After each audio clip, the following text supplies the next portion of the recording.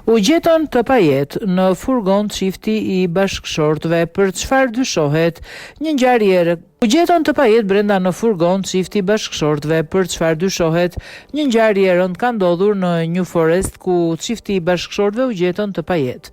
4 fëmijë mbetën jetim pasi nëna dhe babai I tyre u gjetën të vdekur në një furgon kampingu në një festival mall. Kajleg dhe Christopher Cole, 38 vjeç dhe 45 vjeç, u vranë nga helmimi me monoksid karboni në festivalin e mollës në New Forest. Dyshja nga Blandford Forum, Dorset, drejtonte stendën e tyre në këtë aktivitet duke përfaqësuar kompaninë e tyre, por ata vdiqën në automjetin e tyre gjatë festivalit mes një ngrohësi me gaz që u zbulua më vonë brenda karvanit në pronësim private. Hetimet e plota u shtyn nga mjeku ligjor I zonës deri në fund të muajit. Omazhet shpejt filluan të vërshonin për çiftin pas vdekjes së tyre me të dashurit e tyre që shkruanin.